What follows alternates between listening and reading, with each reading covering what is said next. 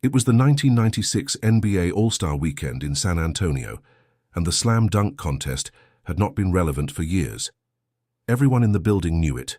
The players knew it. The broadcasters knew it. The fans who filled the Alamodome knew it. The contest had been the centerpiece of All-Star Weekend through the late 80s, the event that made careers and created images that survived decades. But by the mid-90s, it had drifted into something closer to obligation than spectacle. A legacy event running on the memory of what it used to mean rather than the energy of what it currently was. The names entering the 1996 contest were good players, but not the kind of names that made the casual fan stop whatever they were doing and find a television. And then there was Michael Jordan, who was not in the contest, who had not been in the contest since 1988, who was sitting in the arena as a spectator and a participant in the All-Star game itself, watching from a position that everyone assumed was comfortable and safe and entirely removed from what was about to happen on the floor below. What happened that weekend, and specifically what happened in a sequence of events that began with a gesture so public and so pointed that everyone present understood its intention immediately, became one of the more extraordinary chapters in a career that was already beyond ordinary measurement. But to understand why it landed the way it did, why the arena fell silent at the specific moment it fell silent, you have to understand the context that surrounded Jordan in early 1996 and the particular vulnerability that context had created around a player who was supposed to be invulnerable. Jordan had returned from his first retirement in March of 1995 after 17 months away from the game. The return had been complicated. He was not the same player immediately, which surprised people who had decided that Jordan existed outside the normal rules of athletic deterioration and rustiness. The Bulls had been eliminated in the second round of the 1995 playoffs by the Orlando Magic, and Anthony Hardaway and Shaquille O'Neal had looked, in moments during that series, like they were operating at a level Jordan could not quite match in his diminished condition. The narrative that followed was uncomfortable for anyone who had built their understanding of basketball around Jordan's absolute supremacy. Questions were being asked that had never seriously been asked before. Was he still the best player in the world? Had the time away cost him something permanent? Was the version of Jordan that had won 3 consecutive championships before walking away the version that existed now? Or had something essential been lost in the gap? By the time All-Star Weekend arrived in February 1996, Jordan had spent the first half of the season reasserting himself with a comprehensiveness that was starting to silence the questions. The Bulls were on their way to 72 wins. Jordan was playing with a controlled ferocity that suggested he had taken the doubts from the Orlando series personally and was in the process of addressing them through the only means he found acceptable. But the questions had existed. They had been asked publicly by credible people. And in the specific ecosystem of professional basketball, where reputation is both currency and target, the fact that the questions had been asked at all meant that certain people felt they had been given permission to push further than they would have pushed before. The player at the center of what happened that weekend was Harold Miner, who had been nicknamed Baby Jordan during his early career, in a way that had always carried within it a complicated implication. The nickname was a compliment on its surface, an acknowledgement of Miner's explosiveness and his ability to finish around the rim with a creativity that reminded scouts and coaches of a younger version of the player he was being compared to.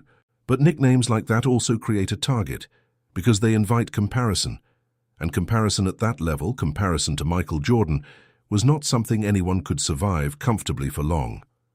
Miner had won the slam dunk contest in 1993 and 1995, 2 titles that had given him a specific kind of credibility in the arena of pure athleticism, even as his NBA career had never fully materialized into the sustained excellence his nickname had promised.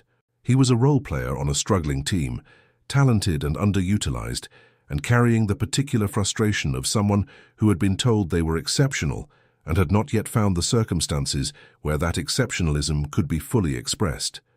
What Miner did during the 1996 slam dunk contest was not spontaneous.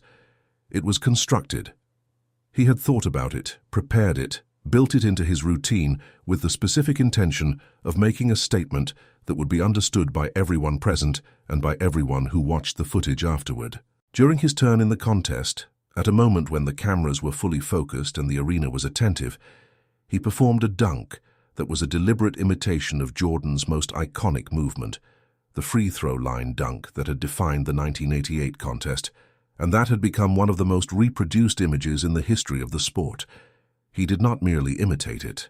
He performed it with a theatrical confidence that was designed to carry a message that was pointed directly at where Jordan was sitting, that was a public statement delivered in the language of the contest itself. The message was unmistakable to everyone who received it. This is what you do. I can do it too. Maybe better. The implicit challenge in the imitation was not subtle, and it was not intended to be. The arena responded loudly. The crowd was energized by the audacity of the moment, by the spectacle of a player making that kind of direct reference to the greatest to have ever stood on that floor. The judges gave him strong scores. The commentators noted the homage, the provocation, the boldness of it. For a moment, the narrative of the contest shifted entirely and became about that gesture and what it meant, and what, if anything, would come of it. The cameras found Jordan in the stands. His expression was the one people who followed him closely had learned to read with a particular kind of concern if they were standing across from him. Not anger, not amusement. The flat, focused attention of a man who has just received a delivery that he intends to answer, who is already calculating not whether to respond, but how and when and with what precise degree of force. What Jordan did in the All-Star Game itself the following day is where the silent moment lives. All-Star Games are exhibitions by design and by tradition, performances of skill and entertainment that exist outside the competitive architecture of the regular season, governed by an unspoken agreement that the defensive intensity will remain theatrical and that the offensive creativity will be the point. Jordan understood this as well as anyone.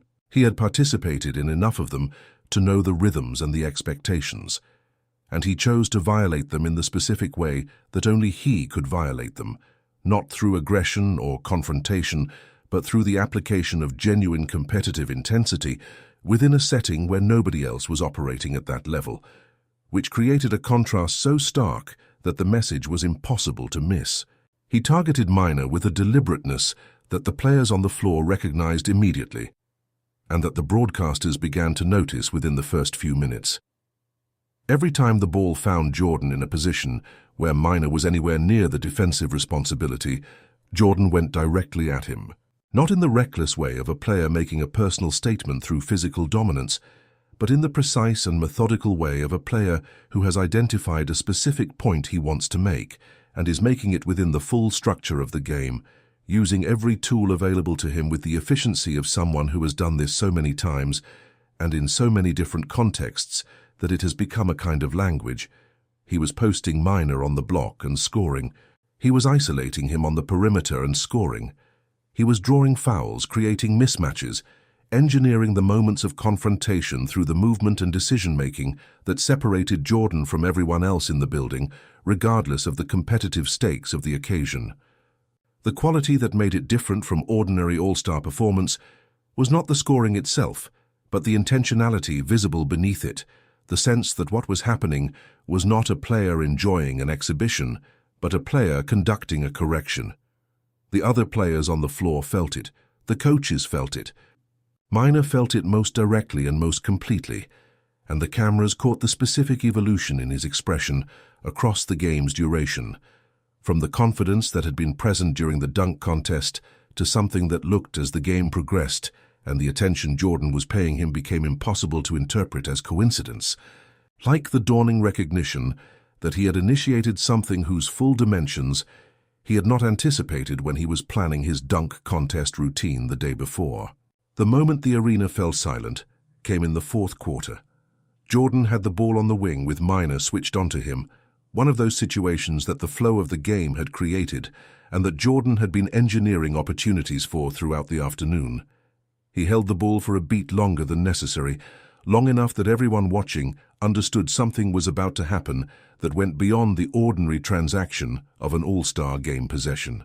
He drove baseline with the first step that nobody in the history of the game took better than Jordan took it, that step that looked unhurried until it was already 3 feet past the defender, and he elevated from a position that recalled, with a clarity that was certainly not accidental, the movement Minor had imitated the day before. He hung. The word is inadequate, but it is the only word available. He hung in the air at the apex of something that the human body is not supposed to be able to sustain while carrying a basketball and while another human being is attempting to contest the shot. And he finished with a force and a beauty that the building received first in noise and then almost immediately, in the specific silence that only arrives when something has happened that exceeds what language and reaction can process in real time. The silence lasted several seconds. In an all-star game environment, where the crowd is consistently vocal and the energy is maintained at a performance level throughout, several seconds of genuine silence is an extraordinary thing. It is the sound of 40,000 people absorbing something simultaneously and finding that absorption requires a pause in everything else. Jordan landed and did not look toward Minor. He did not look toward the stands where Minor's dunk contest performance had taken place the day before. He turned up the court with the expression of a man who has completed a task that required his full attention and has now moved his attention to the next task, which was the remainder of a basketball game. He was in the process of winning, in the way he was always in the process of winning, through the application of everything he had against whatever was in front of him. Minor did not respond. Not in the game, not in the immediate post-game, not in any public forum in a way that reignited the conversation.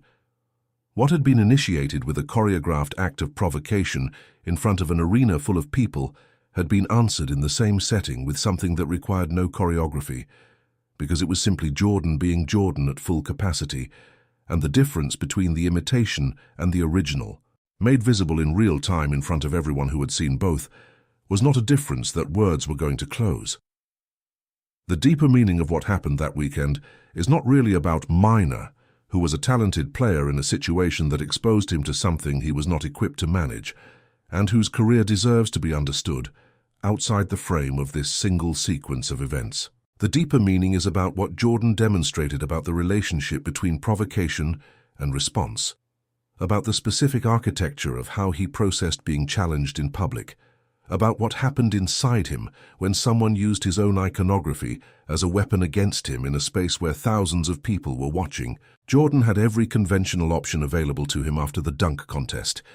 He could have been gracious about it publicly, called it flattery, taken the high road in the way that polished public figures take the high road when someone does something designed to diminish them. He could have ignored it entirely, refused to give it the dignity of a response, allowed the moment to pass without acknowledging that it had registered. He could have addressed it through the media, given an interview that re-established the hierarchy through words and authority and the accumulated weight of his reputation. He chose none of those options. He chose the game. He chose to respond within the only medium that he trusted, to say what needed to be said, without the distortion that words and public relations and interpretation inevitably introduce. And he chose to make his response so complete and so visible and so precisely targeted that the statement it made could not be misread by anyone who witnessed it. This is the pattern that runs through Jordan's entire career when you trace it carefully. The refusal to fight on any terrain other than the court itself, the absolute conviction that what happens in the game is the only thing that counts and the only thing that lasts, and the extraordinary capacity to make the game say exactly what he needed it to say at exactly the moment he needed it said.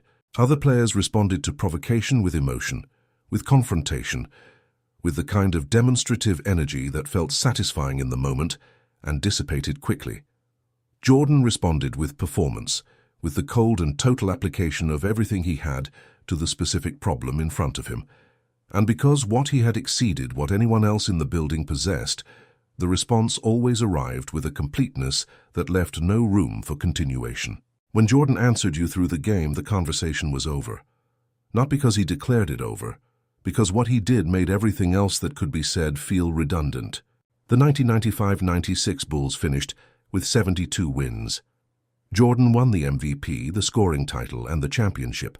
The season was a comprehensive answer to every question that had been raised after the Orlando elimination, to every doubt about whether the return had been fully successful, to every voice that had wondered whether the best version of him was behind rather than ahead. But within that season, within the full arc of what that year meant, That All-Star Weekend in San Antonio sits as a specific and concentrated expression of what he was capable of when someone gave him a reason. The dunk contest had provided the reason.